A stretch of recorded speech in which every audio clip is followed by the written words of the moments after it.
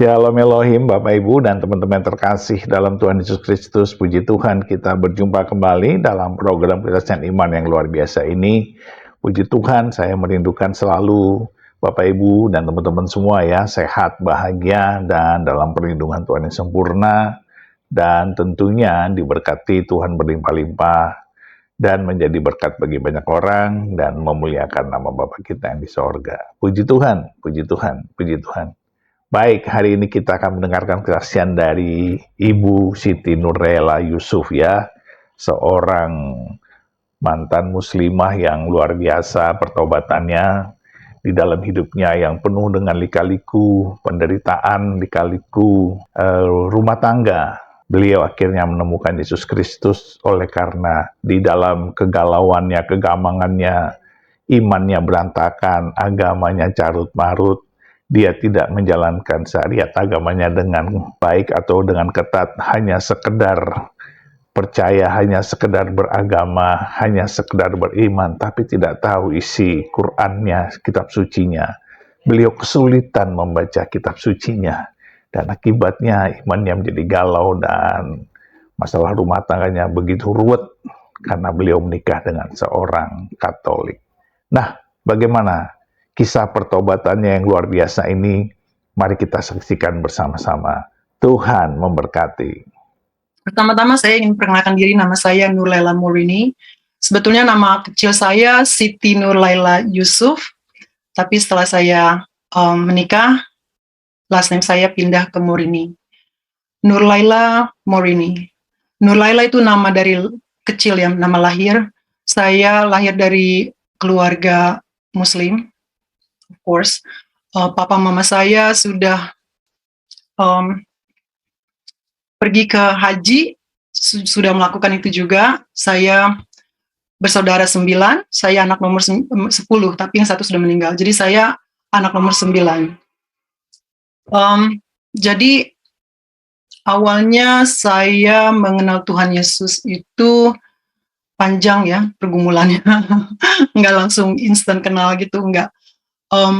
Saya dari kecil lahir di Indonesia, sampai umur 15-16 tahun saya ke Amerika, semua karena berkat Tuhan.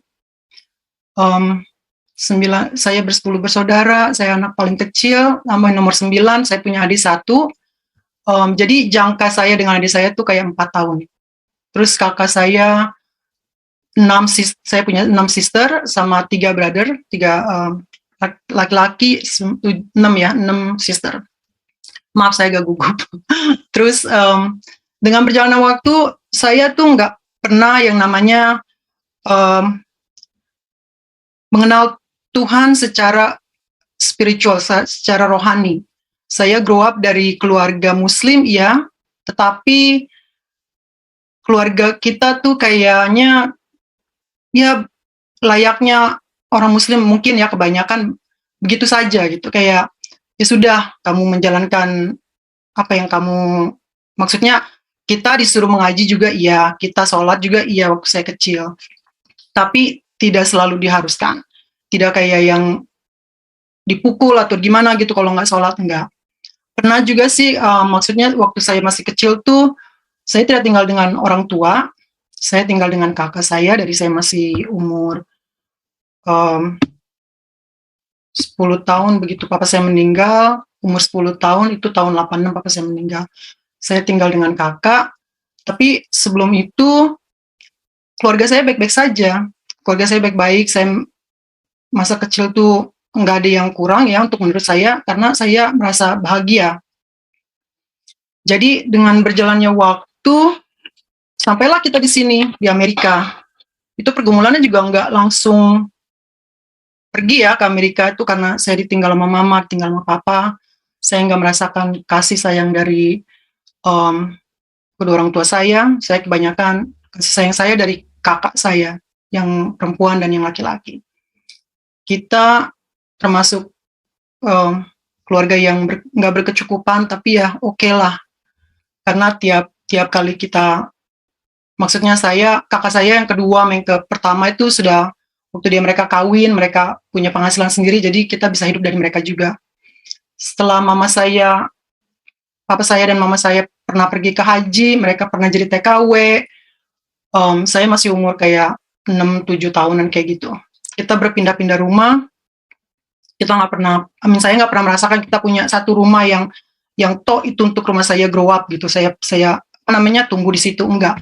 Jadi kita tinggal dari satu lokasi ke lokasi lain gitu dalam jangka kayak 2-3 tahun kita berpindah-pindah. Tapi saya menikmati itu saja karena saya bisa berkumpul dengan saudara-saudara, saya bisa mengenal banyak saudara dari keluarga mama saya. Saya menikmati itu karena memang apa yang mesti dipikirin gitu kan waktu kita umur segitu ya kita enjoy aja gitu kan. Jadi ya sudah, tapi dalam waktu saya kecil itu saya nggak pernah merasakan. Saya ngaji kayak harus, of course kamu harus ngaji tiap malam gitu ya. Sholat 5 waktu juga kadang dijalanin, kadang enggak. Jadi ya kerohanian saya tumbuh dengan tidak adanya paksaan. Saya tahu saya harus melakukan, tapi saya juga tahu saya tidak harus melakukan. Jadi ya sudah gitu.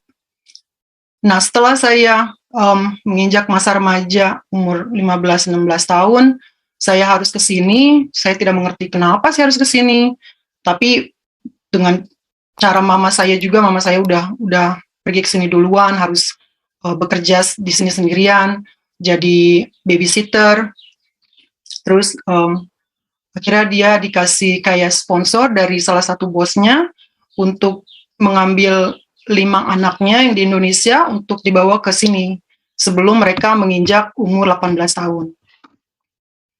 Nah, jadi dengan secara dia punya cara gitu, dia udah kirim duit apa segala macam ke kita waktu kita di Indonesia.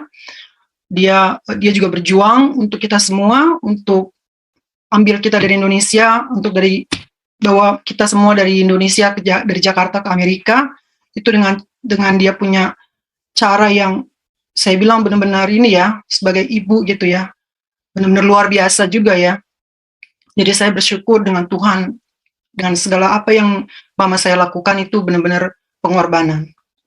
Jadi puji Tuhan saya sampai di sini dengan kelima kakak saya. Terus saya di sini sekolah, begitu saya sampai sini saya sekolah SMA, saya melanjutkan SMA saya di sini. Setelah selesai SMA, saya tidak melanjutkan kuliah atau sekolah yang lebih tinggi gitu. Saya selesai SMA ya sudah, saya bekerja. Jadi saya menjalankan masa remaja di Amerika dengan segala kebebasan, dengan segala rutinitas yang begitulah, kamu harus kerja, kalau kamu mau duit, kamu harus kerja, kalau kamu nggak kerja, kamu nggak ada duit, gitu kan. Jadi ya sudah, saya menjalankan itu, karena setiap kali waktu saya di sini tuh saya nggak kuat, saya mau pulang aja gitu kan. Saya bilang mama saya, "Ma, saya mau pulang, saya nggak tahu di sini mau ngapain," gitu kan.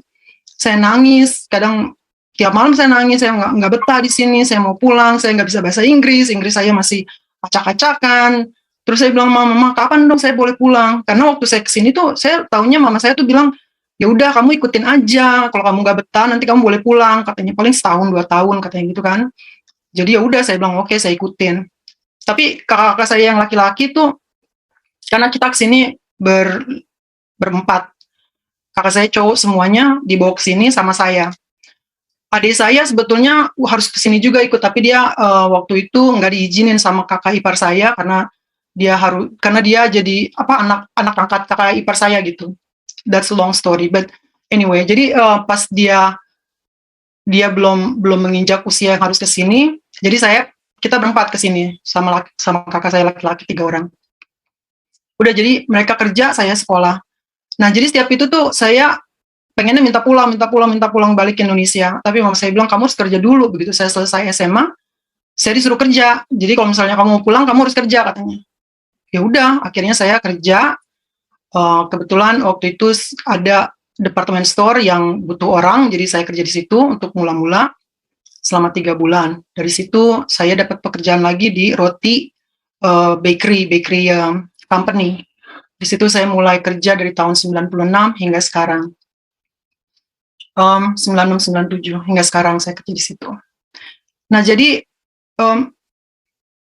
dalam waktu itu saya bekerja ya kehidupan saya biasa-biasa saja gitu kan. Saya enjoy apa yang saya dapat dari duit pekerjaan saya nggak pernah memikirkan kerohanian saya nggak pernah memikirkan mencari Tuhan karena saya pikir ya udah emang ini yang harus kamu jalanin gitu. Tapi kita sebagai orang Islam dulu, maksudnya keluarga saya Islam kan, jadi kalau misalnya ada Lebaran ya kita ngerayain Lebaran. Kalau puasa kita ngerayain puasa. Kan kalau di sini beda dengan di Indonesia ya. Jadi Lebarannya kayak kita nggak ngerasa itu bulan puasa. Bulan puasanya tuh selama sebulan itu kayak kita nggak ngerasain gitu loh. Jadi kalau misalnya kita puasa ya puasa, kalau enggak juga nggak apa-apa. Kalau kamu mau merasakan itu bulan puasa, kamu harus ke masjid. Ada di sini masjid di Queens juga, daerah Queens. Kamu harus ke masjid, jadi kamu harus benar-benar kayak menghayati gitu ya, benar merasakan puasa itu bagaimana. Saya tidak melakukan itu. Ya, saya selalu bohong sama mama saya. Iya, kalau mama saya tanya, puasa enggak? Saya bilangnya, iya puasa, padahal enggak. Jadi kayak gitu-gitu tuh udah terbiasa. Selama hidup saya remaja tuh saya udah terbiasa berbohong. Saya udah terbiasa kayak melakukan yang, ya dosa-dosa gitu ya, kecil atau besar gitu. Menurut saya, dulu ya, kepribadian saya belum diselamatkan Tuhan Yesus.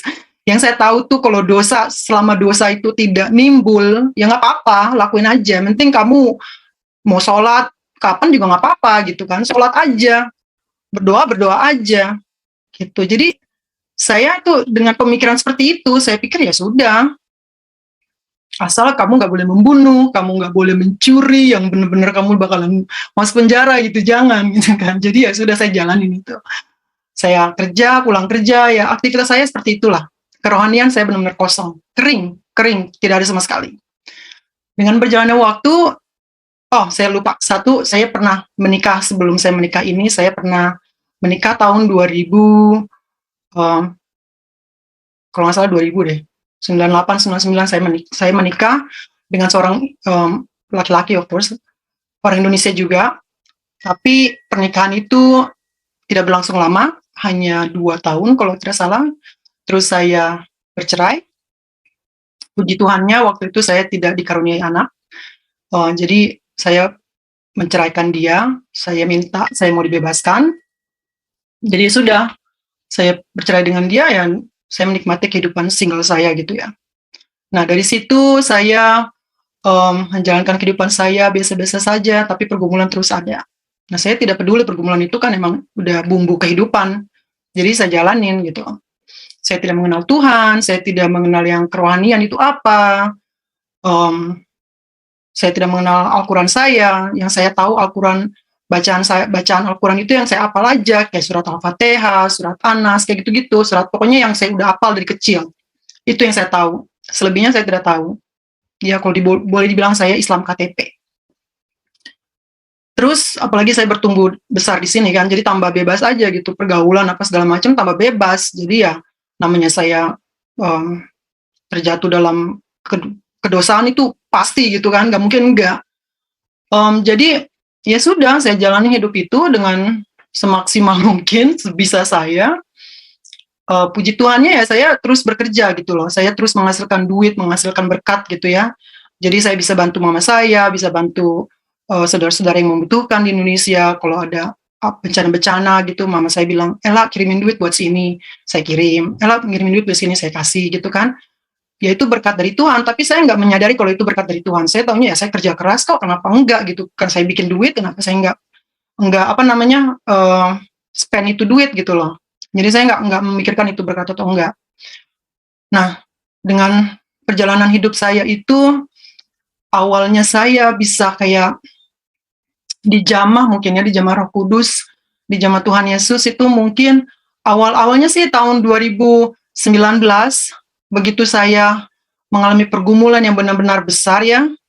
Pertama sebelum itu saya menikah dengan suami saya yang kedua, suami saya yang sekarang ini. Saya menikah dengan dia tahun 2007. Dia, suami saya ini namanya Jimmy, orang Itali, lahir di sini. Jadi kita waktu menikah itu beda agama. Itu perjalanan yang benar-benar sukar dijalani, pergumulan yang luar biasa, tapi Saya percaya mungkin melalui proses itu Tuhan bawa saya untuk mengenal Dia. Jadi itu panjang ya prosesnya. Dalam pernikahan saya dengan dia itu, kalau dibilang mungkin sekarang orang bisa melihatnya tuh kayak, "Oh, dari dulu juga kamu udah salah melangkah, udah salah ngambil apa namanya, keputusan, mau kawin dengan orang yang beda agama," gitu kan. Jadi ya kamu telan aja gitu kan istilahnya kalau sekarang orang bilang ya. Emang itu yang saya pernah merasakan itu gitu, dari perjalanan perkawinan saya itu saya merasakan itu, saya pernah menyalahkan diri saya berapa kali gitu ya. Karena ya itu saya merasa kekosongan rohani saya nggak tahu mau ngapain. Jadi selama saya menikah dengan suami saya ini, saya bukannya mau mau ini ya, mau apa namanya menghakimi tidak. Saya tidak mau menghakimi siapa-siapa di sini. Saya hanya ingin memuliakan nama Tuhan. Saya bukan juga mau curhat, tapi saya mau bersaksi untuk kebaikan Dia. Jadi saya mengenal Tuhan ambil saya, Tuhan jamah saya. Saya percaya Roh Kudus, cara Tuhan proses atau mencari umatnya yang belum mengenal Dia tuh dengan berbagai cara, dengan berbagai mujizat, dengan berbagai keajaiban, apapun itu. Saya percaya itu emang sudah jalannya Tuhan. Saya tidak bisa apa namanya memungkiri itu. Saya saya menikah dengan suami saya ini beda agama itu awalnya sudah sulit sekali. Dari yang saya mau menikah aja, kita mau panggil imam. Suami saya ini kan orangnya orang Kristen ya, Katolik Kristen. Boleh dibilang dia juga tidak begitu kerohaniannya juga. Saya nggak mau menghakimi. Saya bilang sekali lagi saya tidak menghakimi dia.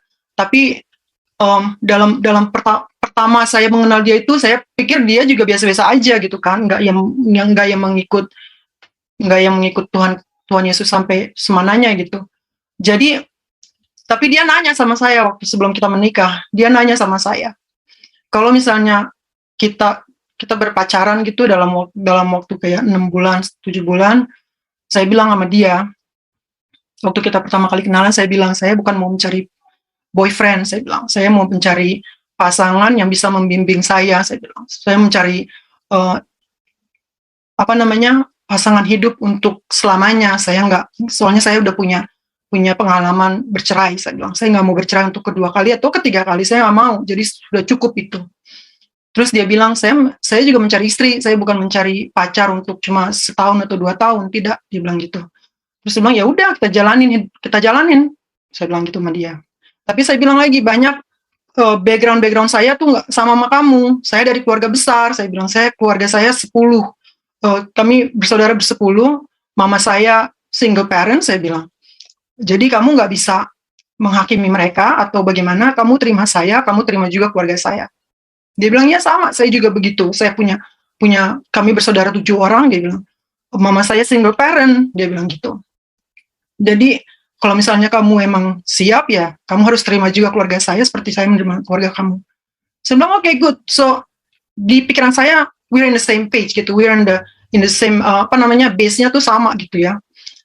Tapi dia nggak tahu kalau dia nggak begitu, dia tahu kalau saya tuh nggak begitu, kerohanian saya tuh nggak begitu kencang gitu ya dibilang ya, nggak begitu taat. Terus dia tanya lagi sama saya, terus nanti gimana kalau misalnya kedepannya kita menikah, kita punya anak? Saya bilang, saya open, saya bilang gitu sama dia. Saya open, saya nggak mempermasalahkan tentang itu, saya bilang. Oke, dia bilang gitu. Jadi sudah, akhirnya kami menikahlah tahun 2007. Kita bertunangan dulu, tahun awal 2007 itu kita bertunangan, akhir 2006 kita bertunangan, terus 2 bulan setelah itu kalau tidak salah, saya bawa dia pulang ke Indonesia untuk ketemu kakak saya yang di Indonesia.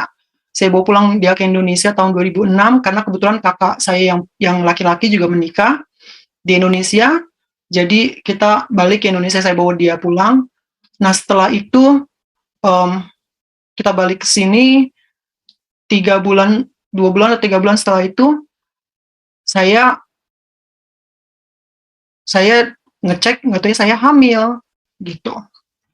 Itu kalau nggak salah 2006 November. Akhirnya saya panik dong. Terus dia bilang, "Kenapa kamu panik?" Dia bilang gitu kan. Dia bilang, "Saya kan niat saya emang baik sama kamu," katanya. "Saya mau menikahi kamu," dia bilang. "Ini memang sudah rencana mungkin Tuhan kasih atau bagaimana." Saya bilang, "Kamu jangan bawa-bawa Tuhan, ini nggak benar," saya bilang gitu kan. Terus dia bilang, "Ya sudah, saya mau menikahi kamu kok," dia bilang gitu. Akhirnya menikahlah kita. Jadi dalam jangka 3 bulan itu kita ini ya, fast gitu, prosesnya itu cepat untuk menikah. Kita cari imam, kita cari pendeta. Jadi dalam mencari imam itu susahnya minta ampun ya, karena suami saya juga nggak mau diislamin. Karena saya bilang sama dia, kamu harus baca 2 syahadat kalau kamu mau menikah sama saya. Saya bilang kenapa? Dia bilang kenapa mesti begitu? Dia bilang gitu kan. Terus saya bilang emang itu udah tradisi. Dia bilang kamu harus ikut agama saya. No, nggak bisa. Dia bilang saya nggak mau ikut agama kamu, katanya gitu kan. Terus saya bilang ya udah kita nggak nikah. Saya bilang gitu. Enggak, kita tetap nikah karena kamu udah mengandung. Dia bilang kamu udah mengandung anak saya. Dia bilang. Jadi kita berdebat gitu di situ. Aduh udah deh. Saya bilang ya udah nggak usah dipermasalahkan deh. Kita find the way gitu ya. Akhirnya dengan liku-liku kehidupan itu akhirnya kita menikah, kita menjalankan pernikahan itu di Muslim juga di kekristenan. Sesudah itu, nah dari situ kayaknya saya mulai pergumulan-pergumulan itu dipakailah Tuhan suami saya dipakai dengan caranya Tuhan ya. Pernikahan tahun pertama, tahun kelima itu dari tahun pertama ke tahun kelima itu buset ya susahnya minta ampun ya. Menjalankannya itu susah banget kan. Aduh kayaknya saya udah nggak kuat. Terus suami saya selalu menanyakan tentang saya tuh nggak pernah sholat ya. Saya nggak pernah sholat selama saya di sini. Mungkin tahun pertama sama tahun kedua aja saya rajin sholat. Setelah itu saya nggak sholat lagi, nggak puasa juga kadang-kadang gitu kan. Jadi ingat saya udah nggak pernah menjalankan sholat itu ya. Nah jadi benar-benar kerohanian saya itu kering. Saya benar-benar nggak kenal Tuhan, nggak tahu, nggak peduli siapa Tuhan. Pokoknya saya percaya Tuhan itu ada. Itu aja. Tuhan itu ada.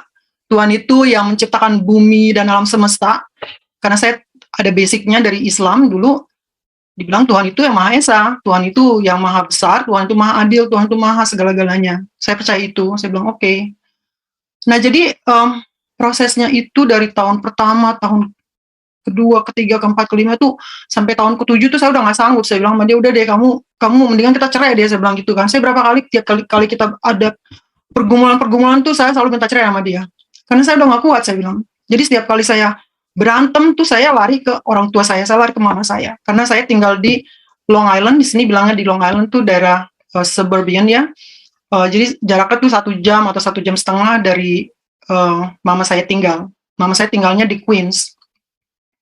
Jadi saya tuh tiap kali berantem sama suami saya lari ke rumah mama saya. Saya lari ke saudara-saudara saya. Saya ceritain semua kejelekan suami saya. Saya bilang sama mereka, oh begini. Pokoknya saya ceritain semuanya. Terus saya udah gak kuat, saya bilang, saya mau cerai aja. Mama saya selalu bilang, jangan, kamu gak boleh. Dia bilang, kamu gak boleh cerai. Ini kan udah pilihan kamu. Dia bilang, kamu harus telan itu. Dia bilang gitu kan. Jadi saya bilang, ya udah. Tapi saya udah gak kuat, saya bilang. Terus semua saudara-saudara saya juga begitu. Saya udah menjelekan suami saya tuh udah kayak, saya sampai bilang dia pernah, saya bilang dia monster gitu ya. Karena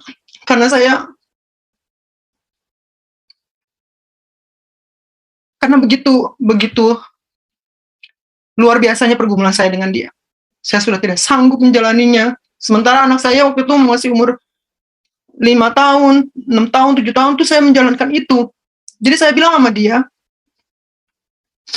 kenapa kita harus serumah? Kenapa kita harus berumah tangga? Kalau kamu tuh giniin saya terus, kayak bilang gitu ya. Karena itu saya belum kenal Tuhan, saya nggak tahu apa yang saya katakan, apa yang saya perlakukan itu untuk suami saya tuh benar-benar tidak baik ya, tidak wajar.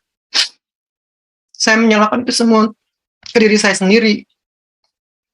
Karena mungkin keegoan saya, kesombongan saya, ketamakan saya. Semua itu yang saya nggak pernah menyadari. Jadi dari situ saya sudah menjatuhkan suami saya di mata keluarga saya. Saya tahu itu salah, tapi saya nggak peduli. Setelah itu saya sudah Saya bilang dengan suami saya, "Sudah," tapi dalam waktu itu saya sudah sering mengajak dia ke gereja.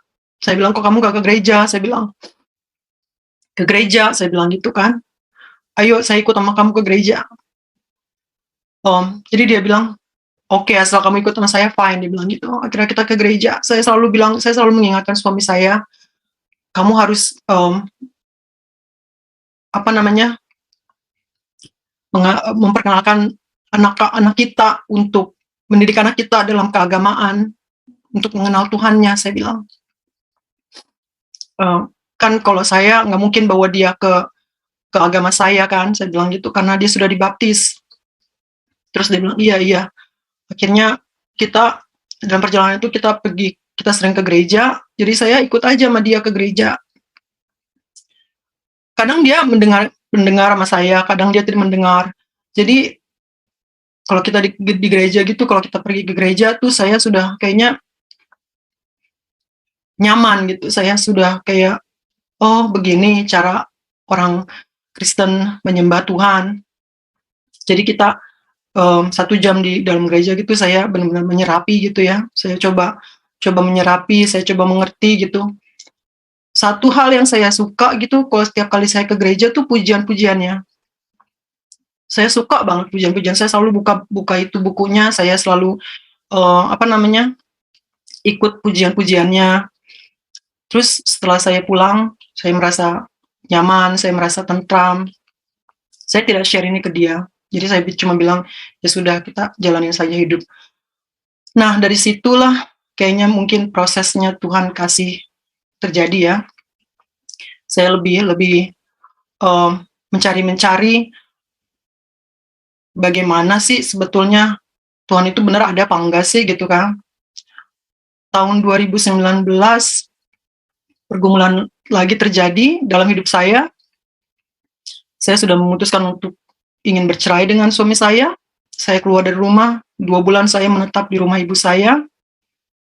Saya menetap di rumah ibu saya, di situ saya mengalami goncangan batin.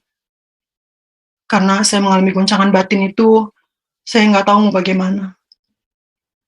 Terus saya udah bilang sama ibu saya mau, eee, apa namanya, saya mau cerai aja. Saya udah cari lawyer apa segala macam, saya udah pengen, mmm, pokoknya udah memutuskan untuk bercerai dengan dia ya. Terus, setelah saya mencari mencari lawyer gitu, saya kayak ditegur di hati saya, nurani saya tuh bilang, "Jangan, ini dosa, ini tidak dibolehkan, jangan. Masa kamu mau cerai lagi? Jangan, kasihan anak kamu," katanya. Jadi akhirnya saya tidak jadi mengurus itu lawyer. Pulang ke rumah, terus saya diskusi sama, mmm, kakak saya bilang, "Ya semua keputusan di tangan kamu, bagaimana kamu merasakannya?" Dia bilang gitu kan. Terus ya sudah akhirnya, eee, saya memutuskan untuk balik dengan suami. Mama saya marah-marah, ibu saya tidak setuju, saya menangis, saya bilang di situ saya sudah seperti orang gila ya, saya udah kehilangan karena dari ibu saya sudah bilang dia mengeluarkan kata-kata gitu yang sempat bikin saya syok gitu ya. Saya sebetulnya sudah tahu itu akan terjadi gitu. Jadi sebelum itu saya udah bilang sama ibu saya juga, saya udah berterus terang kalau saya sering ke gereja, karena untuk anak saya bilang. Terus ibu saya langsung menghakimi saya, dia bilang, "Oh kamu itu sudah ini, sudah itu," segala macam. Saya tidak bisa membantah, akhirnya dari situ saya memutuskan saya balik dengan suami. Saya balik dengan suami, nah disitulah saya mencari, saya meragukan meragukan keyakinan saya yang dulu. Saya berpikir, kalau misalnya emang Tuhan itu ada, kalau misalnya saya harus menyembah Dia, bagaimana caranya? Karena dalam waktu itu saya umur udah masuk 40, 41, 42 gitu, hati saya itu mulai kayak digoyahkan gitu, mulai mencari-mencari karena saya berpikir anak saya sudah mulai besar ya. Saya tidak mendidik dia dalam arti kerohanian. Saya tidak mengenalkan dia dalam siapa Tuhannya, siapa agama kamu apa, siapa Tuhan Yesus itu atau gimana gitu. Saya nggak begitu nggak begitu intim dengan dia dalam pengajaran itu. Karena saya juga nggak tahu siapa Tuhan saya kan. Jadi prosesnya saya mencari. Akhirnya saya bukalah YouTube.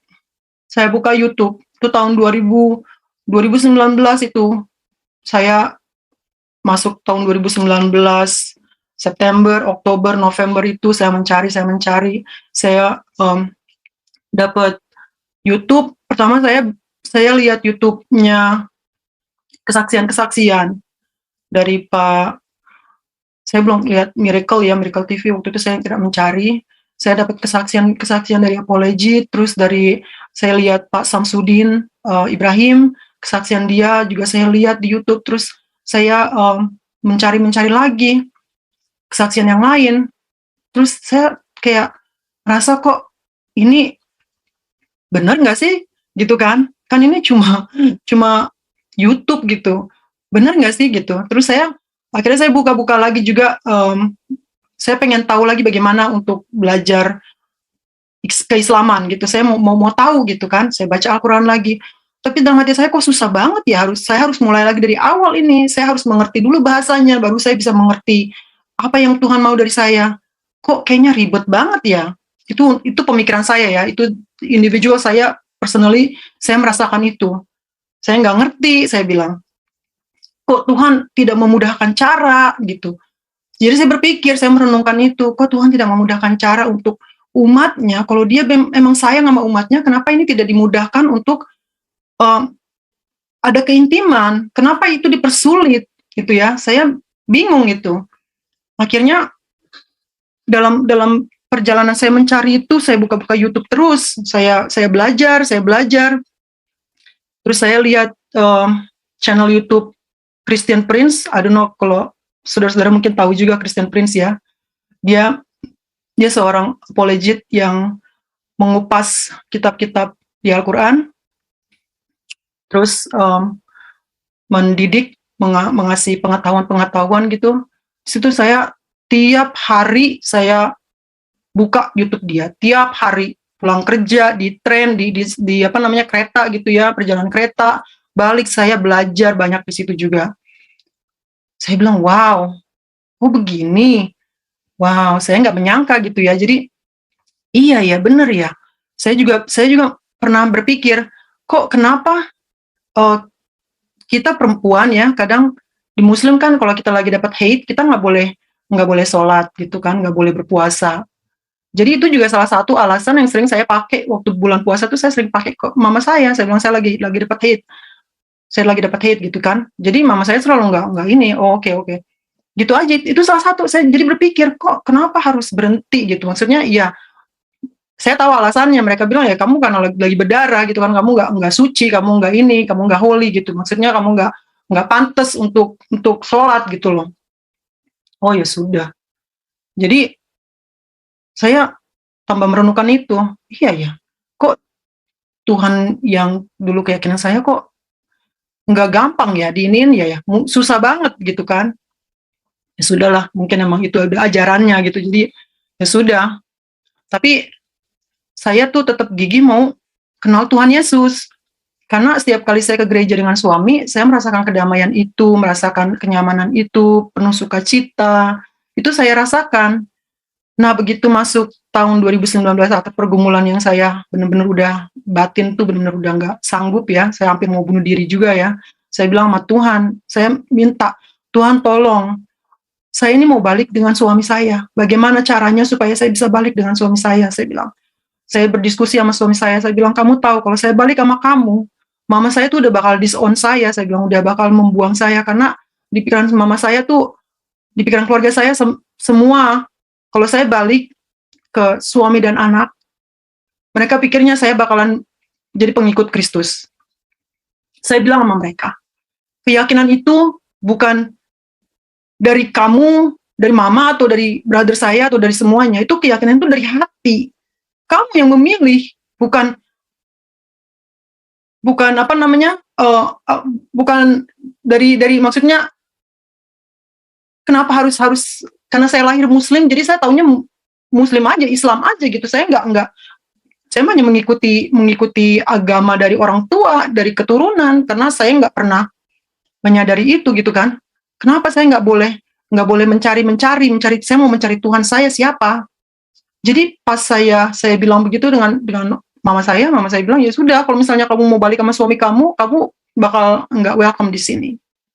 Saya nangis, saya bilang ya udah nggak apa-apa, saya relain. Tapi saya percaya Tuhan itu ada, Tuhan itu maha adil, Tuhan itu maha besar. Apa yang saya pilih untuk balik dengan suami dan anak, itu menurut saya itu untuk kebaikan, bukan untuk kejahatan. Dan saya tahu Tuhan akan membela saya. Saya bilang gitu dengan mama saya. Saya nggak tahu Tuhan saya siapa, tapi saya percaya Tuhan itu ada, Mak. Saya bilang.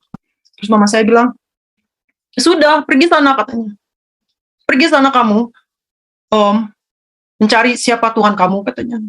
Sudah, akhirnya saya pergi, saya balikin, saya ambil barang-barang suami saya menjemput saya dengan anak saya. Disitulah mulai saya mencari di YouTube. Saya sudah bilang, saya mencari di YouTube, saya lebih intim, kayak buka-buka Alkitab. Pertama saya buka Alkitab tuh saya nggak tahu mulainya dari mana gitu kan. Terus saya tanya teman saya punya teman namanya Jenny. Saya punya teman, dia juga saya percaya dia juga sudah menjadi hamba Tuhan. Dia yang pertama kali juga cerita tentang kesaksian dia sama saya. Terus saya percaya, saya melihat kasih Tuhan di dia untuk saya gitu ya. Saya selalu dikasihi dengan dia, saya selalu berteman dengan dia, dia selalu kasih advice yang baik untuk saya. Jadi saya percaya Tuhan itu prosesnya bagaimana untuk menjamah setiap umatnya yang mencari itu dengan segala cara. Salah satunya itu. Terus saya baca-baca Alkitab, kok ini gampang ya dibacanya ya. Jadi saya tambah semangat membacanya. Enggak kayak baca Al-Quran kok susah, saya nggak mengerti, saya harus baca lagi dari harus tahu huruf-hurufnya dulu, alif, ba, ta, sa gitu, terus penyusurannya itu kayaknya sulit sekali untuk saya pelajari lagi gitu. Jadi sudah, saya membaca Alkitab, saya mulai membaca Alkitab, pertamanya saya tidak mengerti, tapi saya baca aja. Sudah saya baca, akhirnya teman saya ini kasih saya ke link gitu ya, Zoom, persekutuan, karena dia di gereja juga, dia kasih kayak Zoom Komsel gitu. Dia bilang, lah coba aja kamu masuk ke Komsel ini. Dia bilang, ini saudara-saudara yang di gereja, mereka kumpul tiap hari Jumat. Masuklah, dia bilang, nanti kamu juga melihat bagaimana saudara-saudara ini, kesaksian dengan kebaikan-kebaikan Tuhan yang diberikan kepada mereka. Akhirnya saya join Komsel ini. Itu 2019 ya. Begitu saya memutuskan untuk balik dengan suami dan anak. Saya dijauhkan dengan keluarga, diputuskan tali persaudaraan. Tapi di situ saya bilang sama diri saya sendiri, ya sudah, kamu sekarang melangkah sendiri saja dengan keluarga kamu, dengan suami dan anak. Karena semua itu Tuhan yang punya jalan, Tuhan yang atur kamu punya hidup. Sudah, saya serahkan semuanya ke Tuhan. Saya melangkah dengan percaya Tuhan itu ada, Tuhan itu akan membela saya. Sudah, dengan kesadaran saya seperti itu, saya akhirnya join Komsel ini, terus saya diberkati ya. Komsel ini membuka pemikiran saya tentang Tuhan Yesus, terus mengenalkan saya dengan Tuhan Yesus, membimbing saya dengan kasih mereka yang baik-baik banget, saudara-saudara ini kan. Mereka juga sudah welcome-in saya di Komsel. Terus saya ikutin tiap Jumat, akhirnya saya juga mendapatkan juga salah satu Komsel di persekutuan Murtadin. Saya join juga di situ, saya ikutin. Jadi saya lebih menambah pengetahuan ya. kerohanian saya jadi kayak ada sebercik air gitu, ada sebercik kenyamanan, cahaya mungkin ya, saya bilang kok lebih tenang gitu, lebih lebih nyaman. Dari situ saya mulai dengar lagu-lagu kerohanian. Terus teman saya mengundang saya ke gereja. Dia bilang, udah kamu ikut aja ke gereja juga kalau misalnya kamu memang sudah nyaman. Ya udah, saya bilang, iya ya, tapi mereka tanya, kamu sudah bersedia mau dibaptis apa belum? Tapi kamu harus pikir-pikir lagi. Di situ saya berdoa, saya minta pimpinan dari Tuhan, saya minta pengampunan dari Tuhan. Banyak dosa-dosa yang sudah saya lakukan. Apa saya layak? Kalau memang saya dilayakkan dengan Tuhan untuk mengenal Dia lebih lagi, tolong saya, pimpin saya. Karena saya ini cuma siapa ya? Saya nggak punya Tuhan, saya nggak punya siapa-siapa, saya nggak tahu bagaimana caranya berdoa, bagaimana caranya mencari Dia. Saya juga berpikir, salah nggak sih kalau misalnya saya mengenal Tuhan dari YouTube? Salah nggak sih kalau misalnya saya hanya mengenal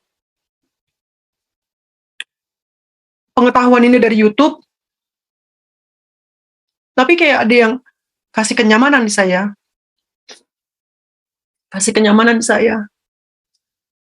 Sudah, tidak usah sedih. Ikutin aja, jalanin. Kalau kamu yakin ini untuk kebaikan kamu, kamu jalanin. Selalu ada yang bilang gitu di hati saya. Jadi ya sudah, saya jalanin. Saya bilang, Tuhan, saya ingin mengenal Engkau. Tolong bantu saya, tolong pimpin saya. Karena saya tidak mau nanti anak saya tidak mengenal Engkau, Tuhan. Saya mau dia juga mengenal Engkau. Bagaimana caranya supaya saya bisa mengajar dia juga, memberi dia nasihat.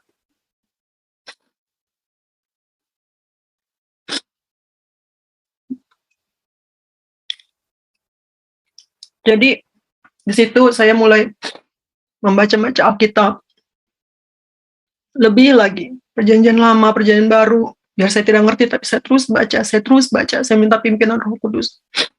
Mudahkan saya, mudahkan untuk saya bisa mengerti, supaya saya bisa menjalani bagaimana caranya. Biarpun saya masih baru ya, karena bulan depan saya baru 2 tahun dalam Kristus. Tapi saya percaya Tuhan itu baik, Tuhan itu kuasanya besar.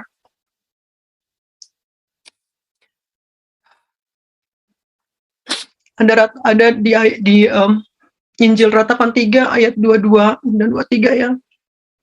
Saya baru mengingat ini setelah saya sudah mencari Dia gitu. Pas saya baca ayat ini saya terkesima, saya bilang, wow. Tak berkesudahan kasih setia Tuhan. Habis-habisnya rahmat-Nya. Selalu baru tiap pagi, besar kesetiaan-Mu. Saya bilang, ini berarti selama ini memang ada di Alkitab yang Alkitab saya nggak pernah baca, saya nggak pernah tahu seumur hidup saya. Wow, Tuhan itu dahsyat. Amin ya.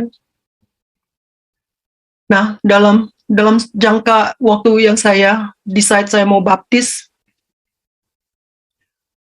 itu nggak instan juga ya, banyak pergumulan. Saudara-saudara saya udah mengetahui saya gabung di gereja, saya gabung di komsel-komsel, saya dapat bukan hinaan ya, maksudnya ejekan atau apa segala macam dari media-media gitu. Tidak directly ke saya, tapi cemoohan gitu ya. Tapi saya terima, nggak apa-apa. Saya aminkan. Karena saya berpikir, mereka juga saudara-saudara saya mengasihi mereka no matter what. No matter what. Saya tidak melihat keyakinan kamu sama keyakinan saya berbeda. Tidak. Tapi ya sudah. Saya percaya Tuhan bekerja. Tuhan punya caranya sendiri. Bagaimana nanti one day kita akan berkumpul lagi. Saya juga mau share firman Tuhan dalam 1 Korintus 15 ya, 58.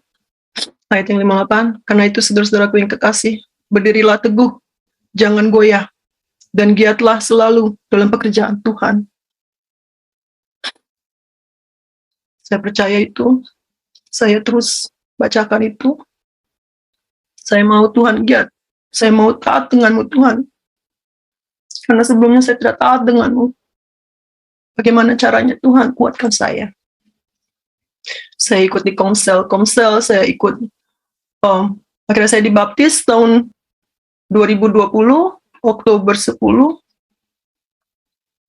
Puji Tuhan. Tuhan memberikan saya saudara-saudara yang lebih lagi, yang lebih baik, yang lebih suportif di gereja yang dimana saya dibaptis. Saya punya satu sister yang di sini, dia tidak mencela saya, dia tidak menghakimi saya. Dia juga ikut waktu saya dibaptis itu. Saya bersyukur Tuhan masih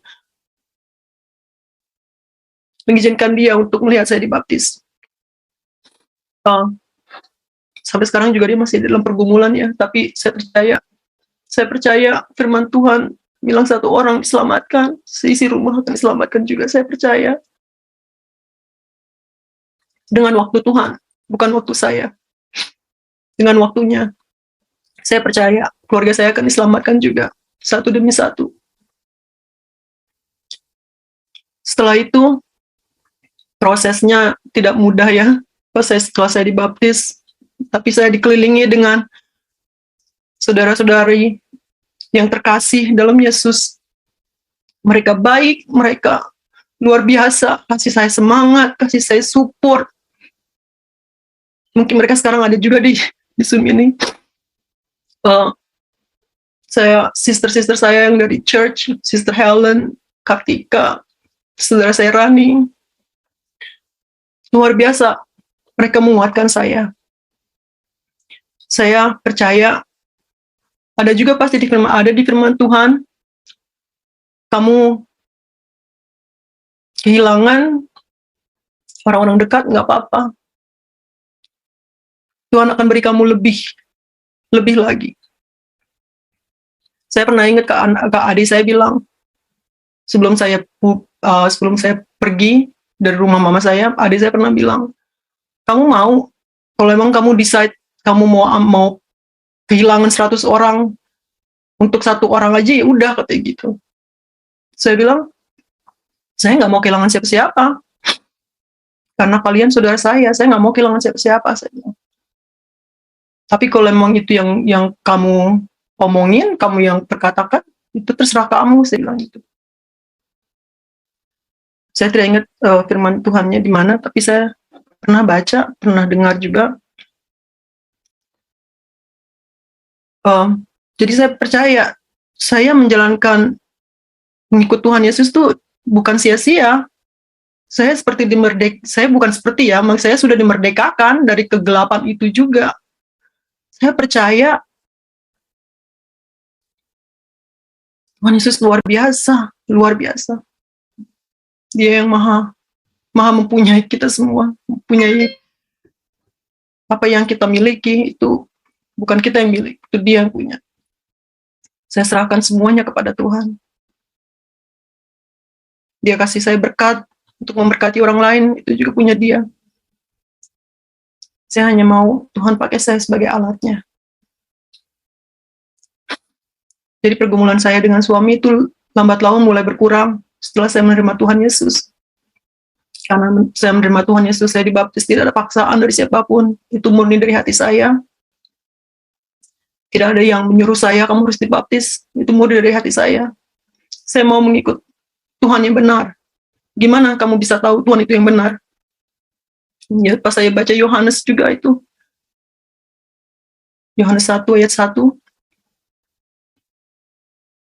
luar biasa ya, firman Tuhan ya. Tolong Pak, makasih. Pada mulanya adalah firman. Firman itu bersama-sama dengan Allah, dan firman itu adalah Allah. Ia pada mulanya bersama-sama dengan Allah. Saya tidak dapatkan itu di Al-Quran, karena saya juga tahunya saya cuma baca Al-Fatihah. Orang banyak yang bilang, Tuhan itu Maha Esa. Oke, keesaannya Tuhan itu seperti apa sih?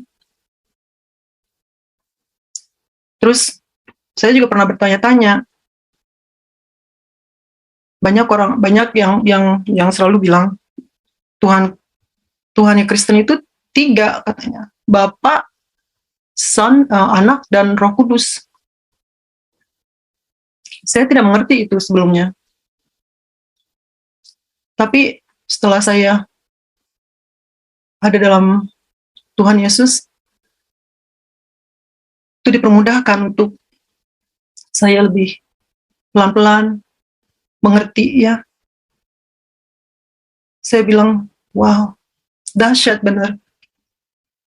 Karena tanpa kamu mengenal Dia, bagaimana kamu bisa menikmati kasih-Nya? Bagaimana kamu bisa menikmati semua yang Dia berikan? Sebelumnya saya tidak bisa menikmati itu. Saya selalu berada dalam kekurangan, ketamakan, emosi, marah, apa segala macam. Saya tidak mengenal namanya kasih, saya tidak mengenal yang namanya memberi, atau apa ya, banyak sekali yang saya tidak kenal. Kedamaian, sukacita itu apa? Saya tidak mengerti. Yang saya tahu kamu pergi ke sana ke sini, jalan-jalan ke sana ke sini, itu bikin kamu happy. Happy-nya itu cuma sementara. Balik lagi setelah itu kamu nggak merasakan itu. Saya bersyukur banget. Tuhan itu baik, sangat baik. Sekarang saya mengerti, dosa itu dari segala macam yang kita perbuat ya. Kalau kamu tidak mengerti apa dosa itu ya susah. Karena kebaikan semua orang juga bisa berbuat baik. Ya, semua orang bisa berbuat baik.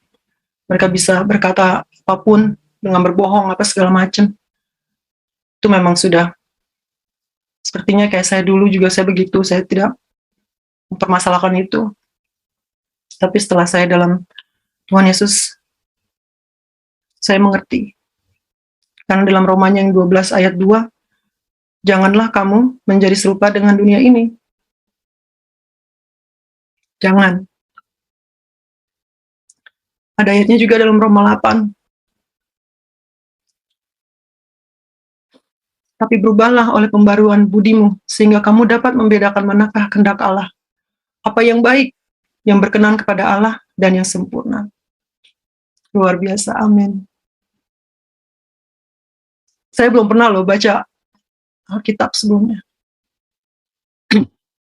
Begitu saya mengenal suami saya bersyukur Tuhan tempatkan dia dalam hidup saya. Karena memang Tuhan punya rencana.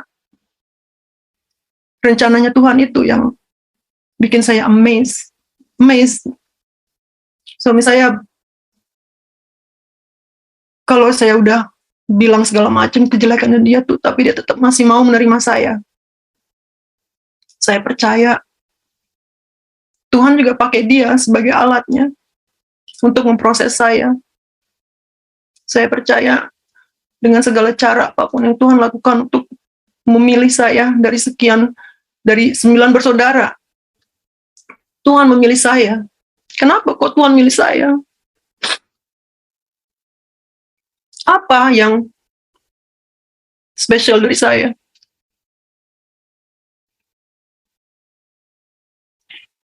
Tuhan hanya ingin mungkin melihat saya untuk bisa mengenal dia, untuk lebih banyak bersyukur lagi. Saya tuh dulu orangnya yang suka marah-marah, suka bersungut-sungut, tidak pernah bersyukur. Jadi itu Tuhan kasih saya untuk bersyukur. Ella, kamu ada di Amerika, kamu ada di sini, jadilah berkat buat orang lain.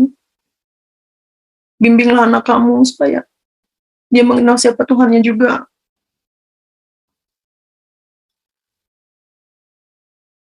Sepertinya itu yang Tuhan ingin kerjakan dalam hidup saya. Saya masih termasuk yang paling baru ya, masih baby step. Saya nggak mau terus jadi baby, saya mau bertumbuh, saya mau terus mengenal dia lebih dalam, saya terus mau mengikuti dia dengan jalan yang benar. Saya mau terus dibimbing, diajar, jadi murid. Bagaimana caranya? Saya ingin selalu dekat dengan dia.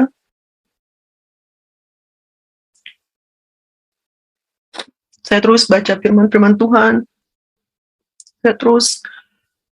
Saya ingin api ini terus berkobar, tidak mau turun, tidak mau surut, tidak mau som-som kuku, tidak. Saya mau terus ada dalam hikmat kita, terus ada dalam rahmat dia, terus.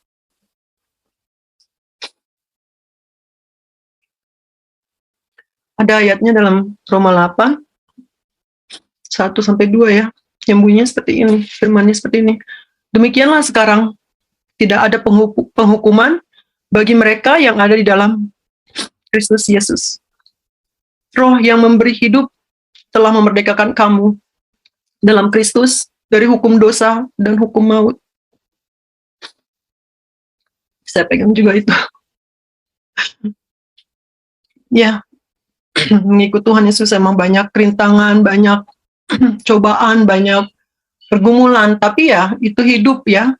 Setiap kita pasti punya masalah, punya problem, siapa yang nggak punya?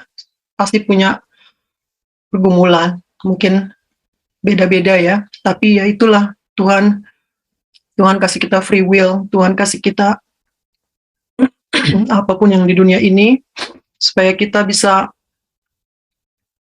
merasakan itu, bagaimana kita bersyukur dengan dia, dengan segala apapun yang sudah kita alami. Bisa nggak kamu bersyukur dengan Tuhan? Itu benar-benar perjalanan yang luar biasa untuk saya. Suami dan saya sekarang lebih boleh dibilang harmonis, masih juga ada pergumulan, tapi tidak separah sebelumnya. Saya percaya Tuhan menguatkan saya. Saya selalu coba untuk memberikan dia juga firman-firman Tuhan. Selalu coba untuk ajak dia ke gereja lebih lagi. Mesbah di rumah. Saya coba untuk terus membangkitkan semangat dia juga untuk mengenal lebih Tuhannya. Karena Tuhannya udah, saya bilang dengan dia, kamu itu laki, lahir Kristen. Saya enggak, saya bilang. Jadi sekarang ini saya tuh lagi merasakan cinta mula-mula kepada Tuhan yang sudah memilih saya. Bukan saya yang memilih dia, tapi dia memilih saya. Saya ingin benar-benar menjalani ini, karena kasihnya yang sudah diberikan ke saya itu luar biasa.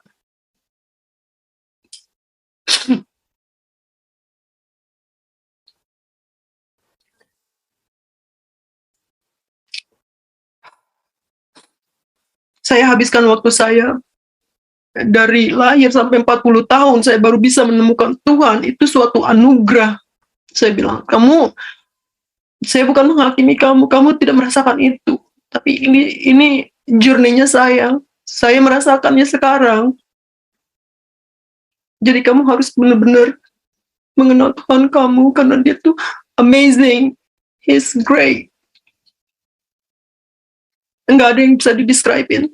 Perasaan ini tuh saya nggak pernah rasakan sebelumnya. penuh sukacita, penuh kedamaian. Setiap kali saya marah, saya selalu diingatkan dengan firman Tuhan. Saya bertobat, maaf Tuhan, ampuni saya Tuhan. Ampuni Tuhan, saya masih dalam kedagingan saya, kadang susah sekali Tuhan. Tapi saya selalu mengucap syukur. Anugerahnya itu besar.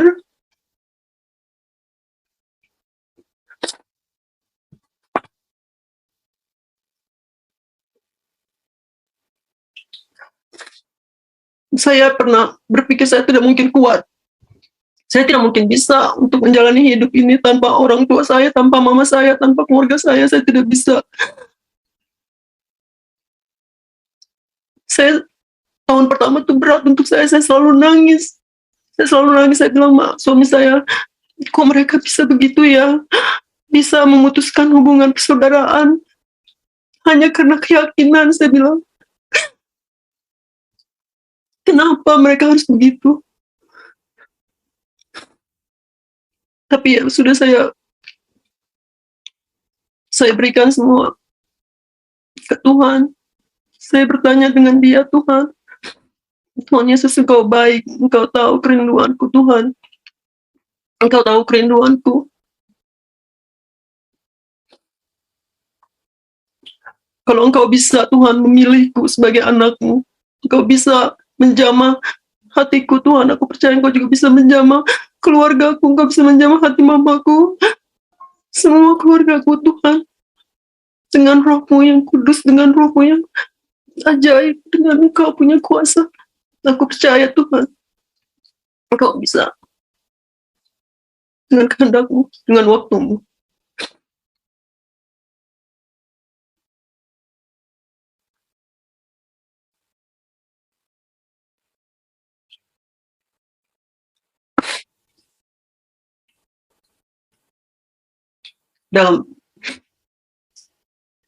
Dalam kesaksian ini saya juga benar-benar hanya ingin menyampaikan satu ya.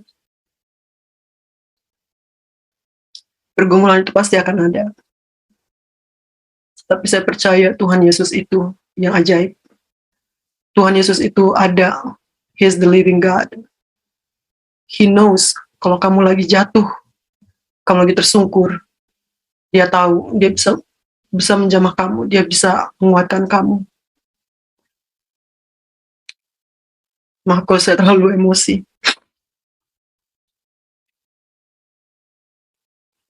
Ya, puji Tuhan, dengan penuh sukacita saya dibimbing di gereja yang saya dibaptis. Saya mengikuti pelayanan-pelayanan, apapun pengajaran-pengajaran, terus giat di dalam mencari Tuhan, terus giat dalam taat menjalankan ibadahnya, karena Tuhan mencari hati ya, bukan mencari. Tuhan melihat hati kita. Saya hanya ingin taat untuk beribadah dengan Dia, untuk mengenal Dia lebih lagi.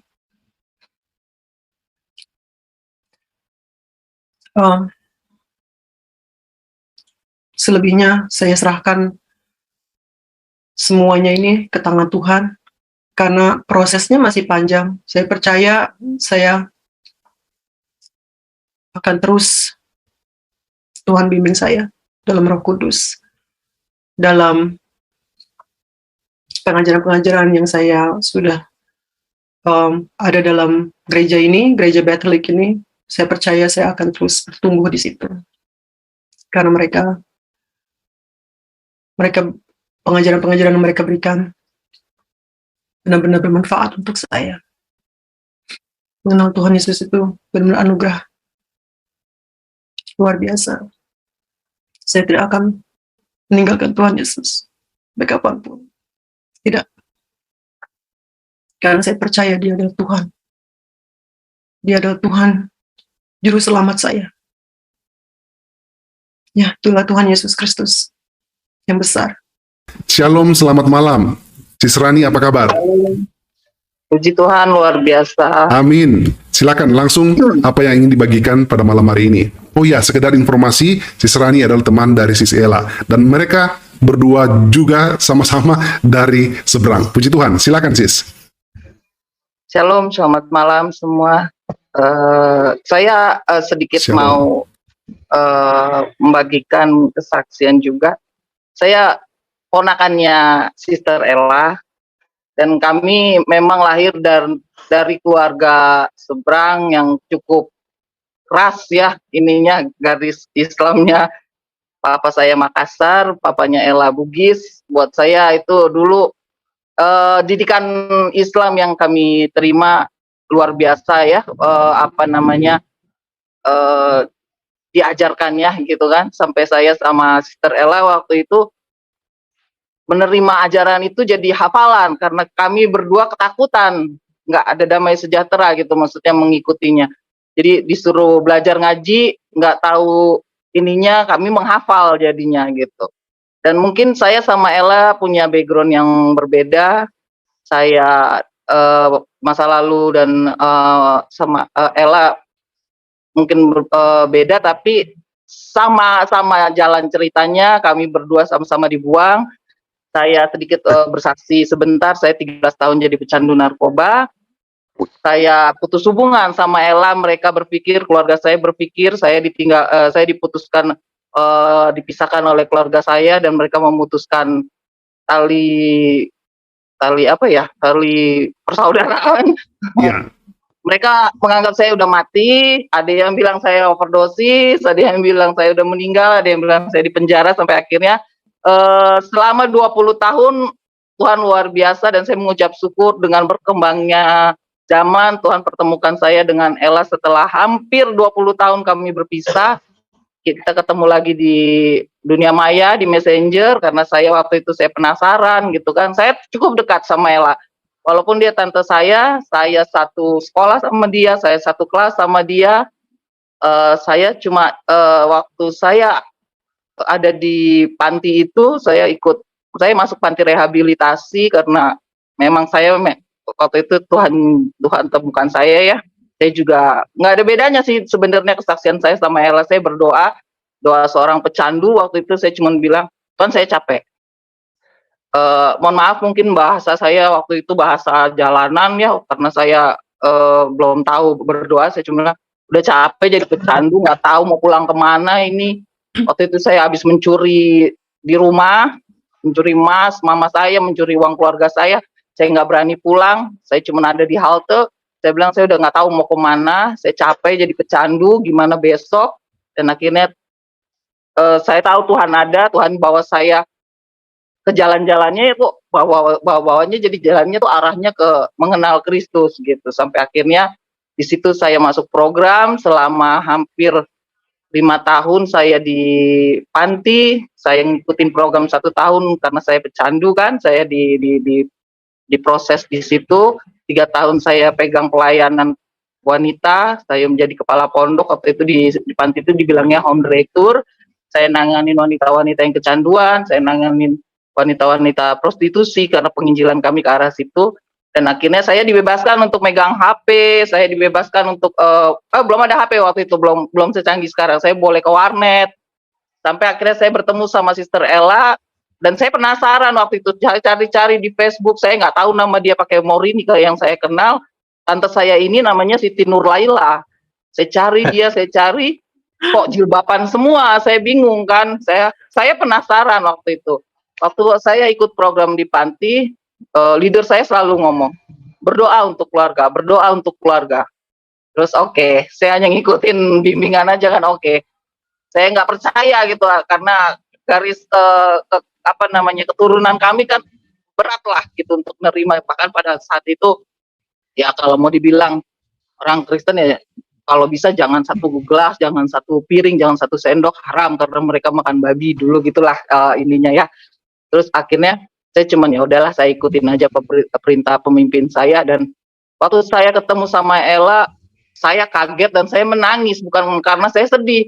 Saya cuman ingat doa saya di panti. Saya berdoa, saya nggak sebut itu siapa keluarga saya, tapi saya punya kerinduan. Saya percaya keluarga saya terima Tuhan Yesus karena saya merasakan jalan-jalannya waktu saya prosesnya, waktu saya mengikuti Tuhan Yesus itu seperti apa.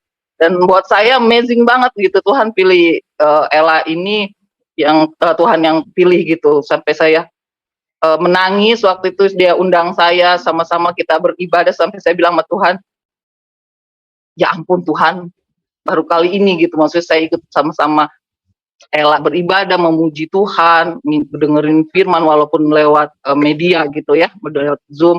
Tapi saya masih belum percaya sampai akhirnya saya lihat dia dibaptis, dia sharing sama saya bilang, "Lah, pikirin dulu, mau ikut Tuhan harus hitung-hitungan," saya bilang. Karena nggak gampang, seperti mendirikan menara, kamu harus hitung-hitungan. Satu, keluarga kita pasti akan ngebuang, seperti saya sampai sekitar 13 tahun saya nggak pulang ke rumah. Termasuk waktu itu saya pecandu, hidup di jalan, segala hal-hal jahat di jalanan saya jalanin, segala cara saya halalkan, sampai akhirnya ya itu buat mereka saya mati. Sampai Sister Ella cari saya, ada yang bilang Rani udah meninggal, Rani overdosis, Rani di penjara seumur hidup karena ketangkep narkoba, padahal mereka nggak tahu saya ada di panti. Saya ikut di panti, saya ikut penyembuhan secara kristenan ya. Sampai akhirnya saya bertemu lagi sama Sister Ella. Saya percaya itu jalannya Tuhan, karena saya punya kerinduan waktu itu. Saya berdoa cuman, Tuhan saya mau tahu kabar keluarga gitu kan, karena terakhir saya pulang baju-baju saya dibuang, saya nggak bisa masuk ke rumah, saya dikunci gitu kan, karena saya udah terima Kristus gitu kan. Papa saya marah sekali buat papa saya, sampai keluar statement, lebih baik anak saya mati gara-gara narkoba daripada pindah agama, seperti itulah ya. Sampai akhirnya saya percaya ini juga jalannya Tuhan kasih rekonsiliasi lagi. Saya sudah berbaikan dengan papa saya bisa datang lagi ke rumah gitu. Dan saya bilang sama Ella, nggak usah takut, saya panggil mamanya Ella kan Nema, karena dia nenek saya. Nggak usah takut, Nema ngebuang kamu, pasti Tuhan gantikan keluarga lebih banyak lagi. Soalnya saya merasakan itu, saya di panti nggak punya keluarga, Tuhan gantiin keluarga saya, sampai banyak mengenal keluarga-keluarga dari anak dinas saya yang menganggap saya jadi anak angkat. Itu luar biasa buat saya. Kalau mau dengar kesaksian yang udah Tuhan lakukan dalam hidup saya, mungkin nggak habis-habis kali ya kebaikan Tuhan, dan nggak ya bersaksinya juga nggak cukup semalam kayaknya kalau buat saya ya. Mungkin saya akan kasih waktu atau sesi khusus kepada Sis Rani untuk bersaksi. Kita atur jadwal ya. Nanti saya minta nomornya dari Sis Ella, karena kesaksiannya, kedengarannya menarik, ini luar biasa ya. Tetapi mungkin kita dengar sedikit dulu respon dari Sis Ella. Silakan. Ya. Sama ceritanya sama yang Rani sudah ucapkan. Di situ saya bersyukur banget juga dengan Tuhan punya jalannya sendiri, jalannya Dia menyambung kita lagi gitu ya. Setelah saya share sama dia, saya mau dibaptis ya, dia bilang gitu sama saya, benar kamu mau.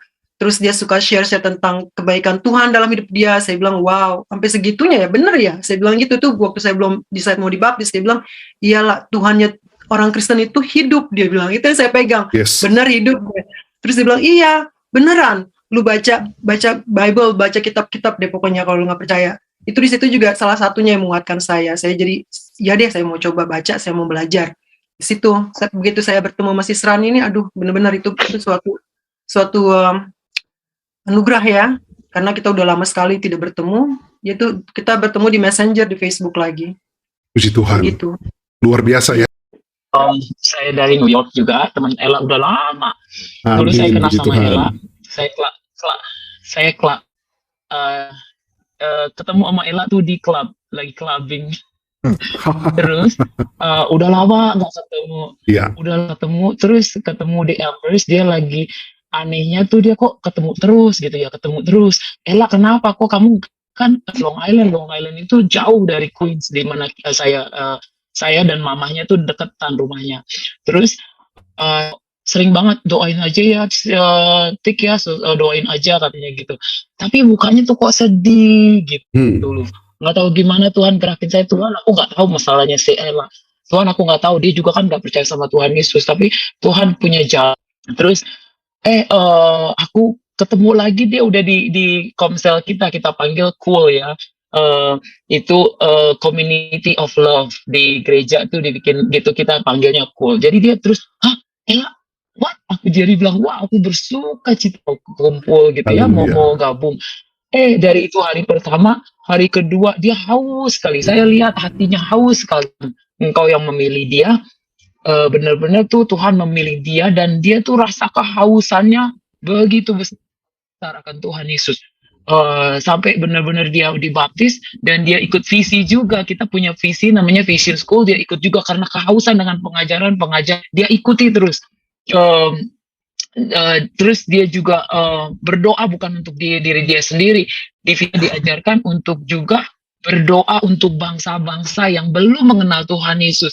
Karena benar-benar Tuhan Yesus adalah jalan kebenaran dan hidup. Tidak ada orang yang tidak kalau tidak mengenal Dia yang bisa masuk kita pegang. Karena kalau kita punya saudara yang Islam, berarti mereka tidak akan masuk ke surga. Jadi kita harus terus mengabarkan Injil. Tidak ada satu hari yang kita lewatkan tanpa kita mengatakan kebaikan Tuhan Yesus. Saya itu melihat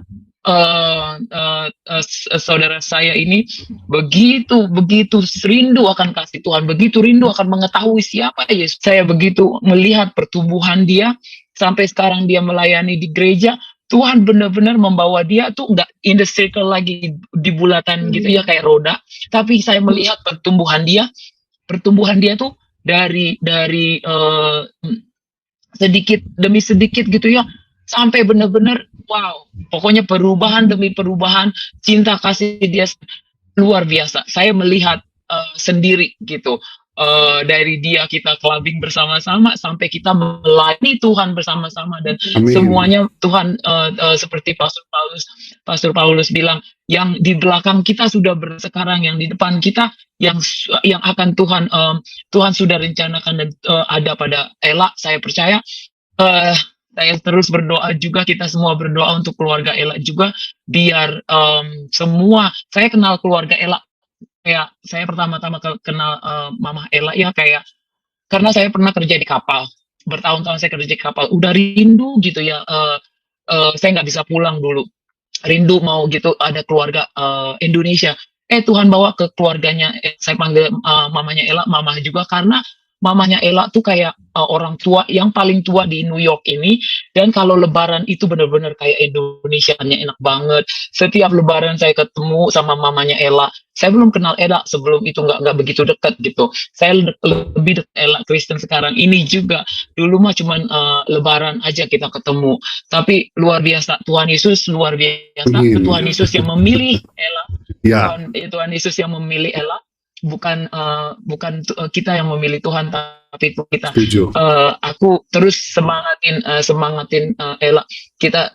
Saya bangga banget deh kalau orang Islam menjadi Kristen itu, mereka udah nggak suam-suam kuku lagi, karena mereka itu tuh bener-bener wow, selama ini aku dibohongin gitu ya. Kalau nggak mereka jadi evangelis, jadi pendeta, wow, aku bilang Tuhan, mereka yang benar kebenaran itu, aku yang dari lahir Kristen, kenapa aku sia-siakan? Karena mereka itu benar-benar melihat Tuhan Yesus itu luar biasa. Amin. Luar biasa. Baik. Pokoknya nggak bisa terkatakan kalau misalnya ada, ya gitu aja. Makasih. Baik, puji Tuhan. Terima kasih kepada Sis Kartika yang sudah sharing pada malam hari ini. Mungkin mau ditambahkan sedikit. Silakan Sis Ella. Iya, Sis Kartika, salah satu sister saya juga di gereja yang sudah luar biasa. Terus support saya, terus kasih saya firman-firman sebelum saya mengenal Tuhan Yesus. Dia juga yang sering sharing-sharing di saya punya cellphone, kirim-kirim, baca ayat ini, semangatin saya gitu. Saya selalu, ya terima kasih. Terus saya sering sering share juga sama dia tentang pergumulan saya sedikit-sedikit. Terus ya sudah, dia bilang, udah nggak usah terlalu dipikirin, banyak bersuka cita aja dalam Tuhan Yesus, nggak apa-apa, itu mah masalah biasa katanya. Jadi ya saya berterima kasih. Itu sister-sister saya yang sekarang menurut luar biasa ya. Tempatkan buat saya ya. Ya, kerinduan saya ingin terus tumbuh untuk mencari Tuhan Yesus, terus mengenal Dia lebih dalam lagi. Terus saya juga merindukan saudara-saudari yang dikasihi Tuhan untuk selalu kuat di dalam Dia, untuk selalu berkobar-kobar apinya untuk melayani Dia dengan setulus hati, dengan penuh kecintaan, karena kasih-Nya benar-benar luar biasa untuk kita semua. Puji Tuhan, puji Tuhan, puji Tuhan, kesaksian Ibu Siti Nurela Yusuf yang luar biasa ya. Akhirnya beliau membaca Alkitab, merenungkannya, mengikuti ibadah di gereja, dan beliau mengalami ketenangan, kedamaian, kenyamanan di dalam ibadah di gereja, di dalam worship, di dalam penyembahan. Beliau akhirnya memutuskan untuk dibaptis. Dan inilah pergumulan yang selanjutnya. Jalan salibnya dimulai ketika dia dibuang oleh keluarganya, tidak dianggap oleh orang tuanya, oleh ibunya, oleh saudara-saudaranya. Tetapi dia tetap kekeh, tetap teguh, tetap sepakat beriman kepada Tuhan Yesus untuk tidak goyah. Dan dia ditopang oleh Roh Kudus dan teman-teman komunitas Kristennya. Dan inilah peran kita sebagai anak-anak Tuhan di manapun kita berada, Bapak Ibu dan teman-teman semua, mari kita bersyafaat, berdoa, bersaksi, dan mendukung teman-teman Kristen kita, teman-teman yang baru murtad, yang baru lahir baru, yang baru menerima Yesus sebagai Tuhan dan Juru Selamatnya. Kita kawal dengan doa, kita kawal dengan kasih, kita kawal dengan pemuritan. Dan Tuhan pasti menolong kita, karena Tuhan kita adalah Tuhan yang penuh kasih, kebaikannya nyata bagi kita semua. Terpujilah nama Tuhan. Tetaplah semangat, tetaplah setia, tetaplah percaya. Teruslah berapi-api di dalam Tuhan, dan biarlah roh kita bernyala-nyala untuk melayani, mengasihi jiwa-jiwa, dan menyembah Bapa kita yang di sorga. Dan Tuhan pasti memberkati kita dengan limpahnya sekarang dan sampai selama-lamanya. Di dalam nama Bapa dan Anak dan Roh Kudus, di dalam nama Tuhan Yesus Kristus. Haleluya, haleluya, haleluya. Amin, amin, amin, amin, amin.